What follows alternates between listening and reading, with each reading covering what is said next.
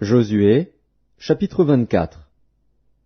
Josué assembla toutes les tribus d'Israël à Sichem, et il convoqua les anciens d'Israël, ses chefs, ses juges et ses officiers, et ils se présentèrent devant Dieu. Josué dit à tout le peuple, « Ainsi parle l'Éternel, le Dieu d'Israël. Vos pères, Térakh, père d'Abraham et père de Nakhor, habitaient anciennement de l'autre côté du fleuve, et ils servaient d'autres dieux. Je pris votre père Abraham de l'autre côté du fleuve, et je lui fis parcourir tout le pays de Canaan. Je multipliai sa postérité, et je lui donnai Isaac.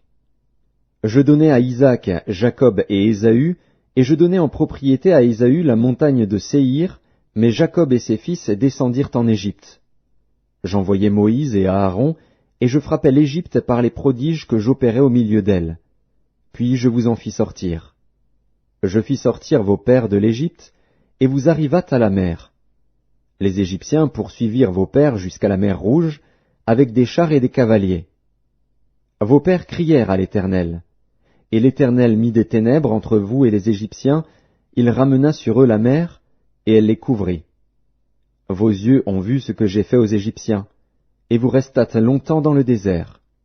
Je vous conduisis dans le pays des Amoréens, qui habitaient de l'autre côté du Jourdain, et ils combattirent contre vous.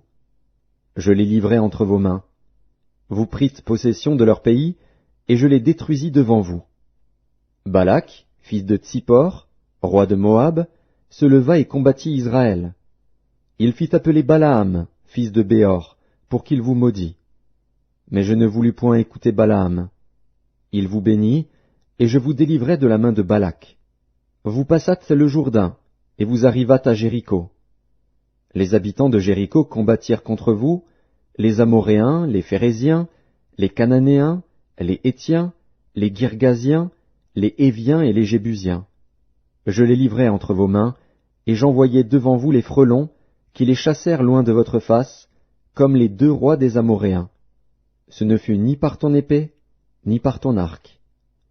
Je vous donnai un pays que vous n'aviez point cultivé, des villes que vous n'aviez point bâties et que vous habitez, des vignes et des oliviers que vous n'aviez point plantés et qui vous servent de nourriture. Maintenant, craignez l'Éternel, et servez-le avec intégrité et fidélité. Faites disparaître les dieux qu'ont servi vos pères de l'autre côté du fleuve et en Égypte, et servez l'Éternel. Et si vous ne trouvez pas bon de servir l'Éternel, choisissez aujourd'hui qui vous voulez servir, ou les dieux que servaient vos pères au-delà du fleuve, ou les dieux des Amoréens dans le pays desquels vous habitez. Moi et ma maison, nous servirons l'Éternel. Le peuple répondit et dit, Loin de nous la pensée d'abandonner l'Éternel et de servir d'autres dieux, car l'Éternel est notre Dieu, c'est lui qui nous a fait sortir du pays d'Égypte, de la maison de servitude, nous et nos pères. C'est lui qui a opéré sous nos yeux ces grands prodiges, et qui nous a gardés pendant toute la route que nous avons suivie et parmi tous les peuples au milieu desquels nous avons passé. Il a chassé devant nous tous les peuples, et les Amoréens qui habitaient ce pays.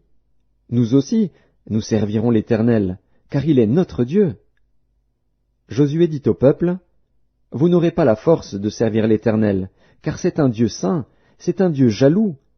Il ne pardonnera point vos transgressions et vos péchés. Lorsque vous abandonnerez l'Éternel et que vous servirez des dieux étrangers, il reviendra vous faire du mal, et il vous consumera après vous avoir fait du bien. Le peuple dit à Josué, Non, car nous servirons l'Éternel. Josué dit au peuple, Vous êtes témoins contre vous-même que c'est vous qui avez choisi l'Éternel pour le servir. Ils répondirent, Nous en sommes témoins. Ôtez donc les dieux étrangers qui sont au milieu de vous, et tournez votre cœur vers l'Éternel, le Dieu d'Israël. Et le peuple dit à Josué, Nous servirons l'Éternel, notre Dieu, et nous obéirons à sa voix. Josué fit en ce jour une alliance avec le peuple, et lui donna des lois et des ordonnances à Sichem. Josué écrivit ces choses dans le livre de la loi de Dieu.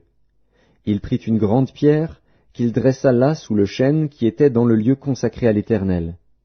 Et Josué dit à tout le peuple, Voici, cette pierre servira de témoin contre nous, car elle a entendu toutes les paroles que l'Éternel nous a dites.